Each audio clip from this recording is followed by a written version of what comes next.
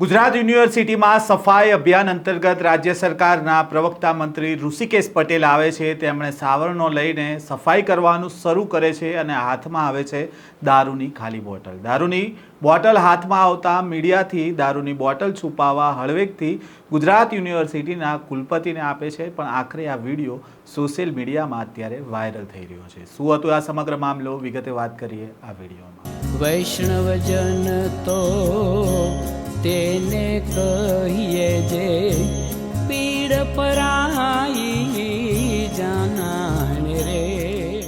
નમસ્કાર, નવજીવન ન્યૂઝમાં આપનું સ્વાગત છે। હું છું જયંત દાફડા।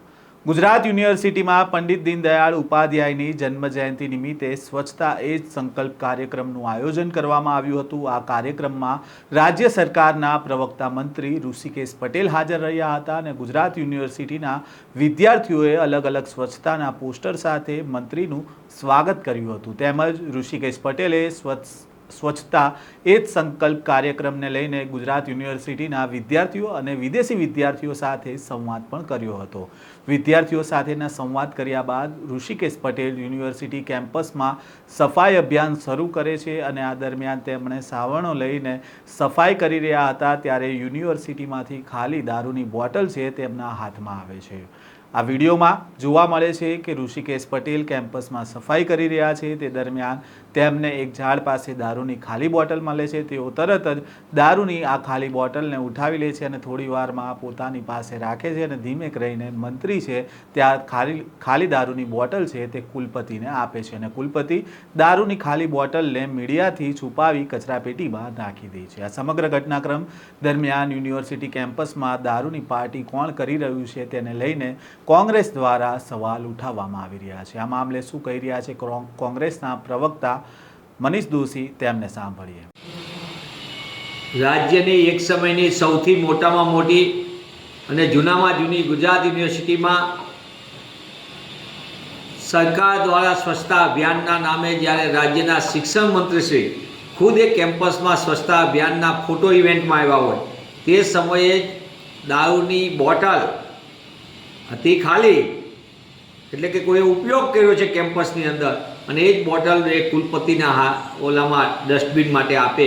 મને એમ લાગે છે કે આ શિક્ષણ ધામમાં કઈ પ્રકારની નિમ્ન કક્ષાનું ચાલી રહ્યું છે। કરોડો રૂપિયાના સિક્યુરિટીના ખર્ચા યુનિવર્સિટી દ્વારા મોટા મોટા ટેન્ડરો તો આવે છે ક્યાંથી? આ પ્રકારની નશાકારક પદાર્થોથી મુક્ત કરવાનું કેમ્પસ હોય એની બદલે ઉલટું ચાલી રહ્યું છે। અગાઉ હેમચંદ્રાચાર્ય ઉત્તર ગુજરાત યુનિવર્સિટીમાં મોટા પાયે દારૂની મહેફિલનો આવ્યો, સૌરાષ્ટ્ર યુનિવર્સિટીમાં આવ્યું હતું મોટા પાયે, અને હવે ગુજરાત યુનિવર્સિટીમાં મને એમ લાગે છે કે આ ફોટો ઇવેન્ટ સ્વચ્છતાનો કરવાને બદલે હકીકતમાં ગુજરાતમાં નશાના વેપલા ઉપર રોક લગાવવાની જરૂર છે।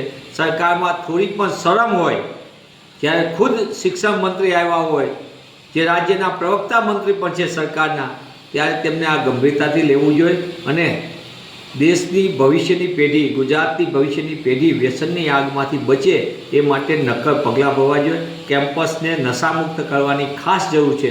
જે દુઃખ સાથે કહેવું પડે, ગુજરાતની ભાજપ સરકારમાં નશાનો વેપલો બે રોકટોક ચાલી રહ્યો છે, એ પણ ચિંતાનો વિષય છે। ત્યારે પુનઃ હું માંગ કરું છું આ સમગ્ર બાબતની તપાસ થવી જોઈએ। જે કોઈ સલામતી રક્ષકોના નામે જેને લાખો રૂપિયાના ટેન્ડરો પણ એની પણ તપાસ થવી જોઈએ કે આ કઈ રીતે ખેલ ચાલી રહ્યો છે અને આ ખેલમાં કોણ કોણ સંડોવાયેલું છે। ગુજરાત યુનિવર્સિટીમાં સફાઈ કરતા ઋષિકેશ પટેલને દારૂની ખાલી બોટલ મળી, જેનો વિડીયો હાલ સોશિયલ મીડિયામાં ખૂબ વાયરલ થઈ રહ્યો છે। જો કે ગુજરાતમાં દારૂબંધી છે તો ગુજરાત યુનિવર્સિટી જે શિક્ષણનું ધામ છે ત્યાં આ બોટલ કેમ આવી તેને લઈને અત્યારે તો સવાલ ઊભા થઈ રહ્યા છે। આ અંગે જ્યારે મંત્રી ઋષિકેશ પટેલના હાથમાં જ્યારે દારૂની બોટલ આવી હાથમાં, ત્યારે યુનિવર્સિટીના કુલપતિ ત્યાં હાજર હતા અને તેમણે તેમને પૂછી શકતા હતા આ મામલે, પરંતુ આ પ્રશ્ન પૂછવાની જગ્યાએ મંત્રી ઋષિકેશ પટેલે કુલપતિને એવી રીતે હળવેકથી બોટલ આપી જાણે કે મીડિયામાં આ દ્રશ્ય છે તે ન આવે, પરંતુ કુલપતિને જ્યારે તેમણે આ ખાલી બોટલ આપી રહ્યા હતા ત્યારે